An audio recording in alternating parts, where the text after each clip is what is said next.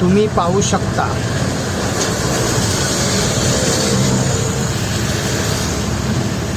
की नागरिकांना बसण्यासाठी बस स्टॉपवर शेड तर बांधण्यात आले आहे, पण बसण्यासाठी बेंचेस नाही आहे। त्यामुळे नागरिकांना जमिनीवर खाली बसावे लागते, नाहीतर तासोनतास उभं राहावं लागतं। हे बस स्टॉप आहे लिपी माफाय गावाजवळ असलेल्या MIDC मध्ये जाणाऱ्या नागरिकांना तासोनतास या बसवर उभे राहावे लागतं, नाहीतर जमिनीवर बसावं लागतं। वारंवार वर्तमानपत्रात बातम्या छापून आल्या तरीसुद्धा